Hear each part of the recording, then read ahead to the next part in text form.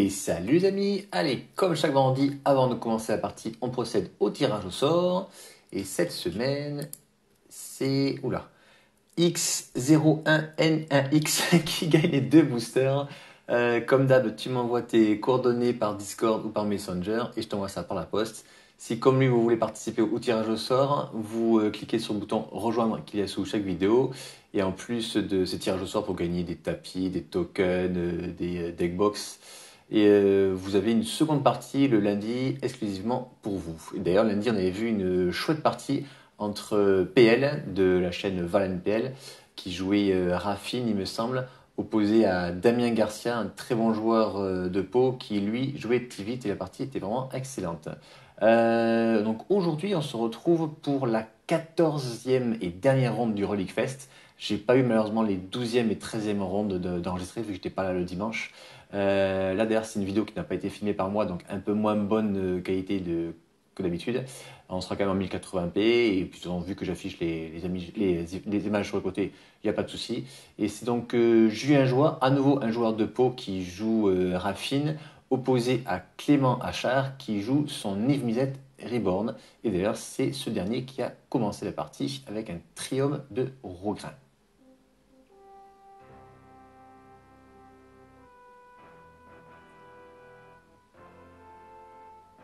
Allez, un fetch. Il va chercher une toundra et il pose un voyant ferry. Il fait son regard 2.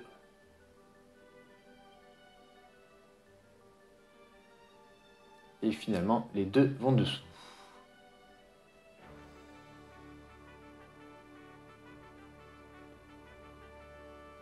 Donc là, on est le jour 2 du Relic Fest. Il y a eu 9 rondes le premier jour et 5 rondes le jour suivant pour départager le top 32 en top 8.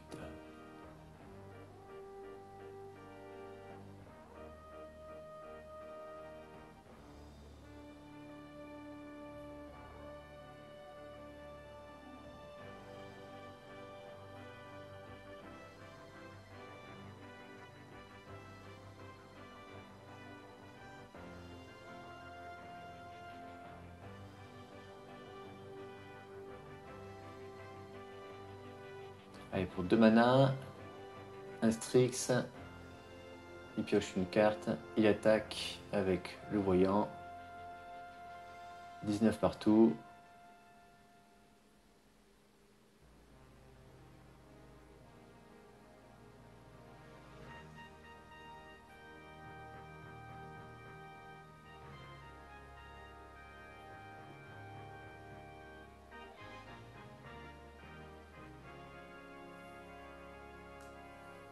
Un Ravland pour Clément, donc il passe à 17.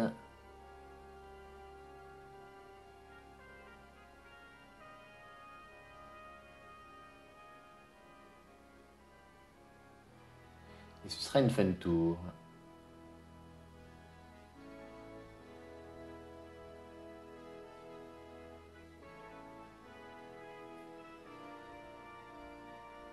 Donc là on suppose qu'il y a des contres, qu'il n'a rien fait ce tour-ci, ou au moins des anti-créatures. Alors est-ce que ça va poser Raffine, ce qui est assez risqué, puisque ton adversaire peut avoir ensuite derrière une Vrasse. Ah non, Némésis.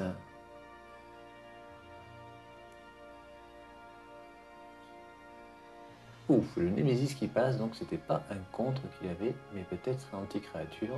Ou peut-être que justement il a vraiment une Vrasse. Donc là il continue à encaisser, bon c'est que 2 points, ça va. Il y a peut-être une Vrasse derrière.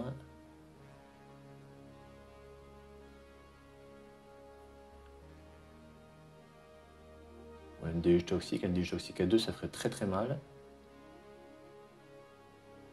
Une 4 pour 3, bah, apparemment ça va être ça. Ah non, un clairon assourdissant, pardon, qui va faire du coup 3 points à chaque créature. Il n'y aura que Némésis qui va rester puisqu'il est protégé de l'adversaire.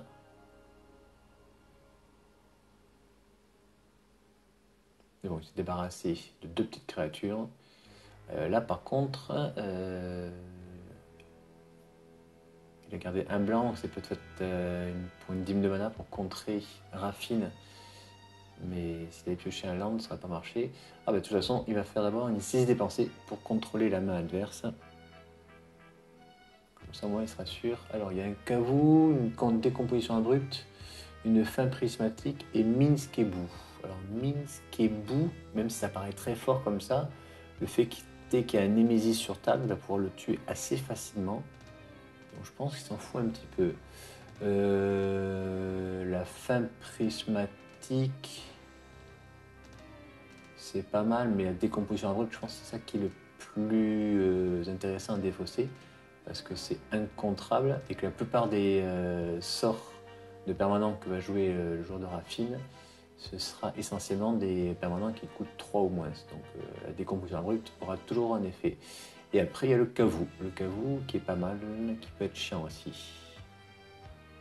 Mais après, il suffit qu'il ait une anti-créature en main, et du coup, le Kavou, il s'en fout. Je pense que c'est la décomposition abrupte.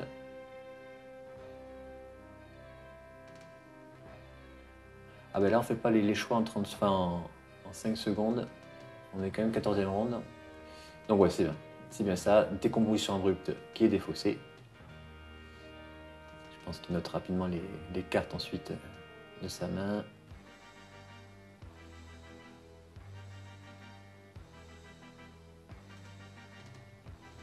Il se fait une blessure avec son Penland. Il va refaire un blanc ou un noir. Ah, ben il refait une seconde défausse. Inquisition de Kozilek. Et ben, du coup, c'est peut-être la fin prismatique qui va être défaussée ce coup-ci. Et là, il joue Ingérence du Mage. Et ce sera Niv Mizzet Reborn qui sera bien sûr nommé. Il attaque avec Némésis. Son adversaire passe à 12.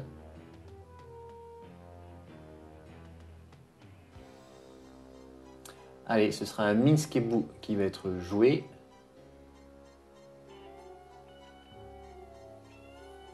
Le petit Hamtaro qui arrive sur table.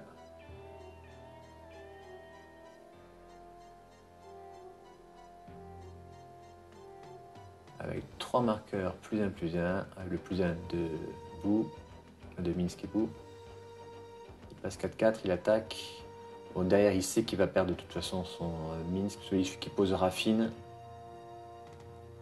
Il attaque avec ses 2 créatures. Ce sera Némésis sur Minsk et le mage sur l'adversaire.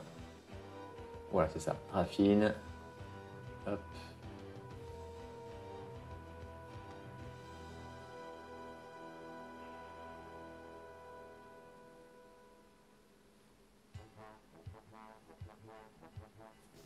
Donc c'est ça. Némésis sur Minskebu. Le mage sur Clément. Julien pioche 2 cartes pour le Connive. Forte chance qu'il défausse un terrain et une carte active.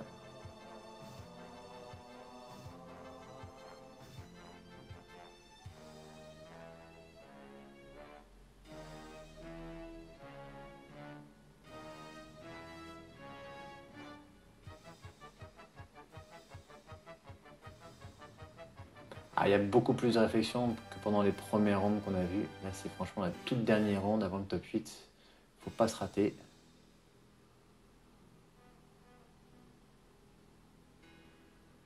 Et on défausse un terrain et une exterminée, me semble. Donc il doit avoir de meilleures anti-créatures que ça en sa main. De toute façon, il sait très bien que l'exterminée contre son adversaire, ça passe à grand chose. Du coup, Minskebu est détruit. Son adversaire passe à 10. C'est une fin de tour.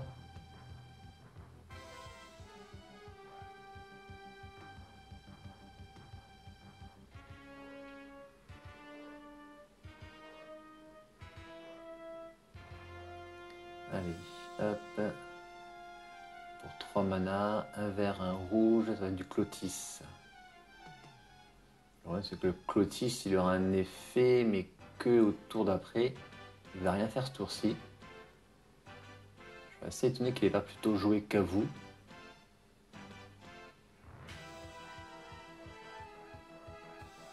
Peut-être qu'il pense que vu qu'il a défaussé exterminé, qu'il avait une autre anti-créature de bien meilleure qualité. Donc 3 créatures attaquent. Il va conniver donc 3 fois. Donc il pioche 3, il va défausser 3. Et ça suffit. 1, 2, 3, 4, 5, 6, 7, 8, 9, 10. Ça fait pile 10. Ouais, donc pas de souci. Hop. On passe à la suivante. 1-0 pour Julien Joie. Mais c'était assez rapide, puisqu'en moins de 10 minutes, là, ils ont fait la première partie. Alors, il y a un mulligan du côté de Niv Mizzet Reborn.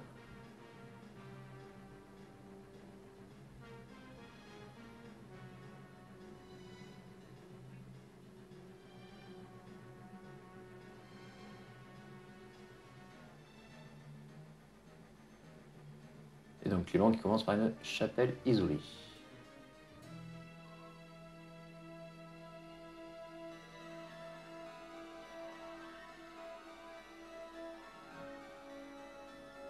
Avec un Ravland pour Julien et une donneuse de runes.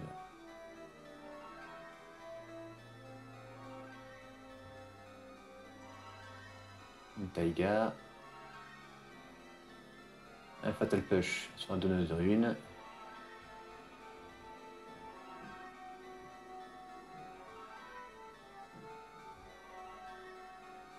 Une sentinelle d'espère pour Julien. Et un triome. Et une tour de raffine, pardon. C'est vrai qu'ils auraient pu appeler tous les terrains triome, ça aurait été plus sympa.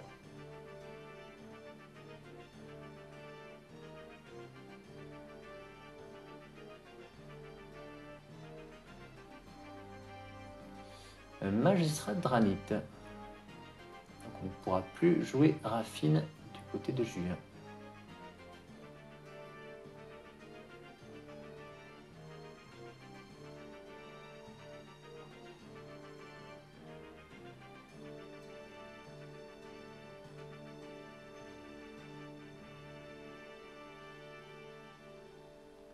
Une lande d'attaquard. Et pour 3, une apparition du Force Céleste sur le magistrat.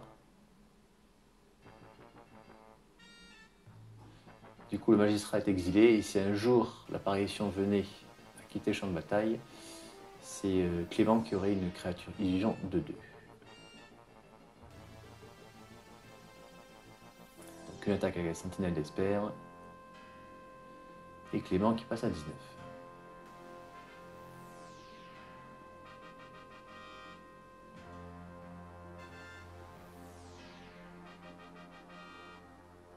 Voilà, ça c'est pour représenter le jeton illusion qui apparaîtra en tant que 2-2.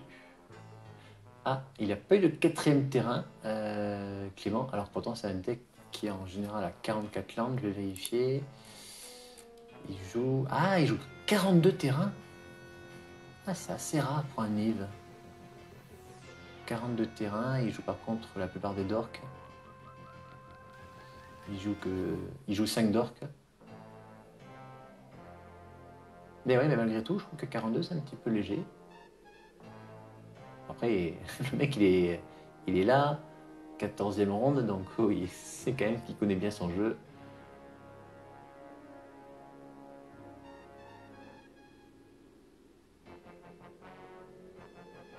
Un passeur de la mer creuse. Et en flash, Clément va jouer le nouveau cercle d'oubli qu'on peut jouer pour un peu moins cher. Donc là, en effet, il peut le jouer que pour 2. Mais il faut qu'il paye un de plus quand même pour la sentinelle d'Esper. Et justement, c'est la sentinelle d'Esper qui va être exilée. Je pensais que ça aurait été l'apparition. Et du coup, en sa main, il y a Voidrind, la voix de la résurgence et Broodbred Elf, l'elfe cascade. Et c'est donc du coup déchiqueté par le vide qui est exilé.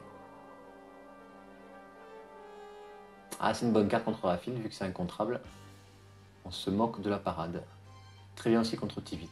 Surtout contre Tivit, qui a parade 3. Et hop, un petit coup de sentinelle d'Esper. Alors c'est un peu mou du côté de Raffine, mais c'est efficace.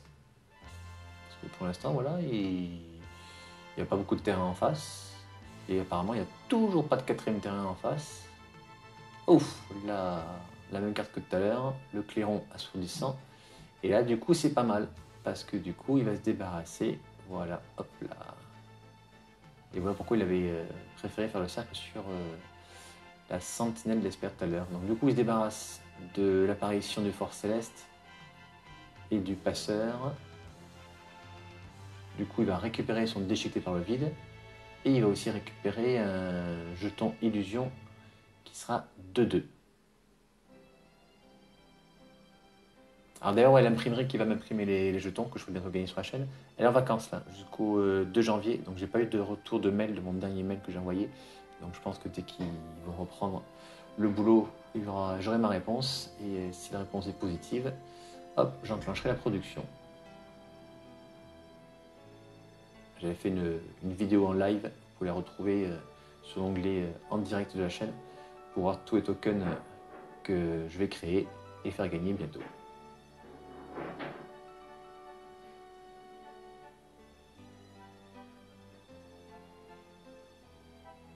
Allez, une attaque avec le jeton illusion. Et visiblement, Clément n'a toujours pas pioché son 4e terrain. Julien qui joue Venser. Sur le jeton, j'aurais plutôt attendu le fin de tour pour faire Venser sur un terrain, vu qu'il n'avait toujours pas pioché de 4e terrain. Il s'en foutait un petit peu de prendre 2 points de dégâts.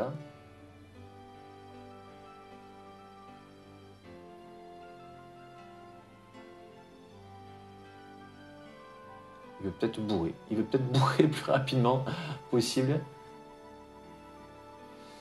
Un fetch.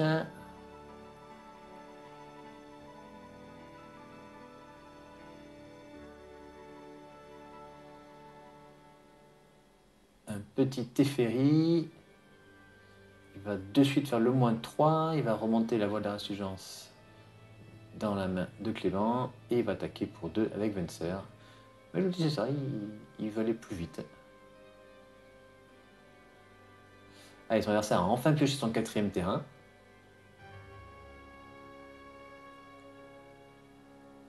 Il joue un elfe au natte sanguinolente qui est cascade, mais cascade ça ne marche pas avec Teferi. Le sort, pour être lancé, il faut qu'il y ait rien dans la pile. Du coup, je crois qu'il va y avoir un call judge de mémoire. Je crois que le caster qui est filmé est d'aller voir l'arbitre pour dire stop.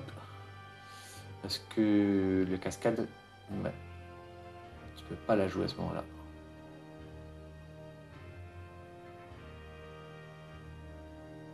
Donc là, on revient tout en arrière. On remet le fetch sur la table. On remet la mer sous de la bibliothèque. Lui n'a pas encore attaqué. Le caveau, il va être remélangé dans la bibliothèque.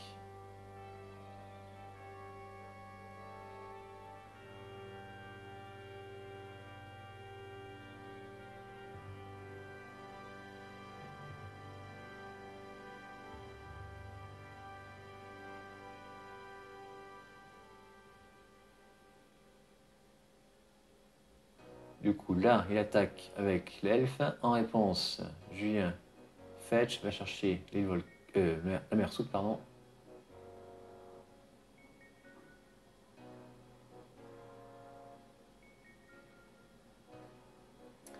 Et pour 2 mana, il va poser le commando Qatar pour bloquer et garder ainsi Teferi.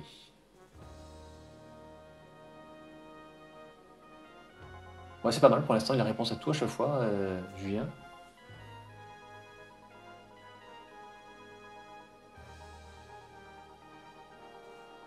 Là, visiblement, ça va poser Raffine, voilà.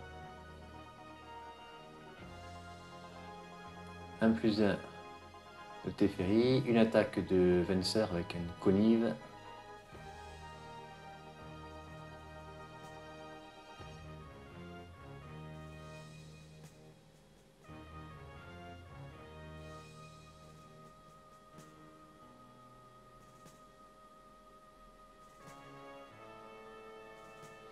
Il défausse simplement un terrain, donc il préfère garder des contre-sorts, je suppose. Et en effet, là, il en faut un. Il ne faut pas que Névisette arrive sur la table. Et de toute façon, il n'y a toujours pas de 5e terrain du côté de Clément. ça s'était mieux passé quand on avait vu la partie du premier jour de Niv Mizzet. Du coup, il va jouer son déchiqueté par le vide sur Raffine, ce qui me paraît logique. Là, on ne paye pas la taxe, parce que le sang ne veut pas être contrecarré. Donc on se moque de la parade. Hop, il repart en zone de commandement. Il était obligé de le jouer en rituel, vu qu'il y a Teferi sur la table. Il ne peut pas attendre tour adverse. Et il ne reste plus qu'un terrain qui fait du vert ou du rouge, donc pas trop inquiétant pour Julien. Il n'a malheureusement pas son sixième terrain qui aurait pu lui permettre d'activer la colonnade céleste. Allez, on va juste faire un +1 de Teferi, attaquer avec Venser. Derrière, on pose une mer des runes. C'est une fin de tour. 4 mains dégagées, 3 cartes en main. J'arrive pas à voir ce qu'il a en main. Il y a forcément un contre s'il fait rien du tout. Par contre, Clément est toujours bloqué à 4 mana. Il fait une fin prismatique sur la mer des runes. C'est peut-être pas des contres, ou c'est peut-être une fuite de mana, vu que pour l'instant la fin prismatique elle est passée.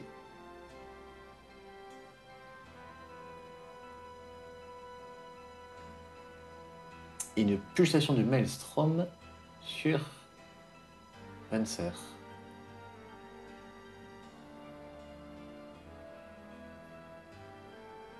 Et visiblement, ça passe, donc toujours pas de contre. Ouais. Et fin de tour, un emprunteur intrépide.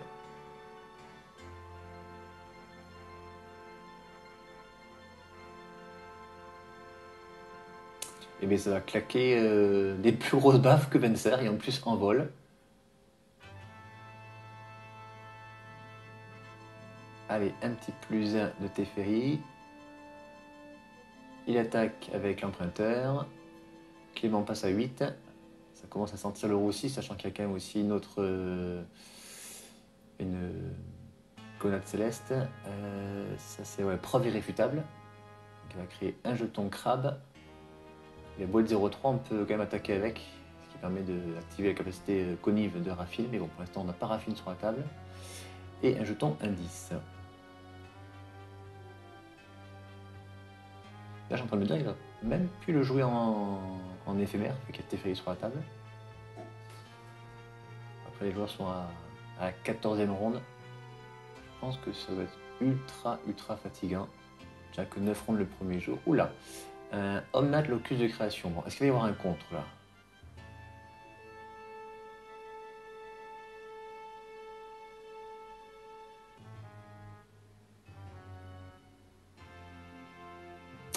Et oui, une déférence, donc il renvoie le sort dans sa main, et en plus il pioche une carte.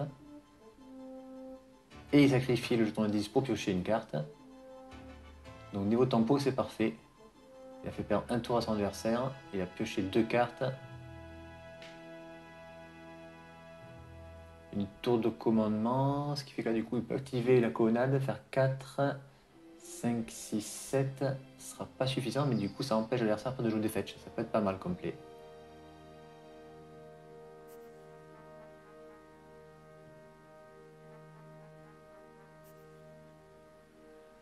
Ah ben non, il repose Raffine.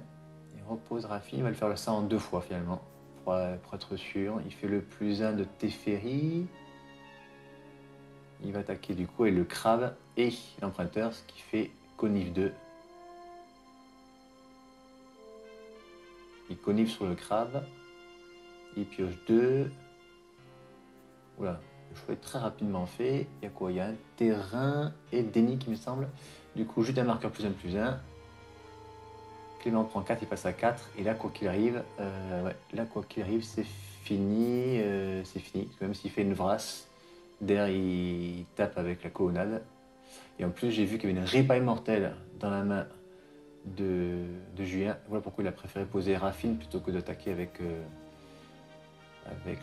la colonnade céleste. Là, il pose Omnat.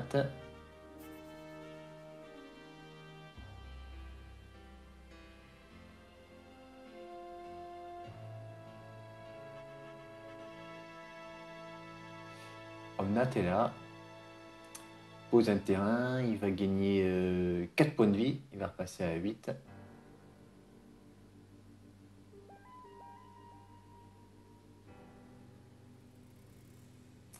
Mais du coup, ça ne va rien changer. Parce que voilà, rien pas immortel, ça exile Omnat. Il attaque avec toutes ses créatures.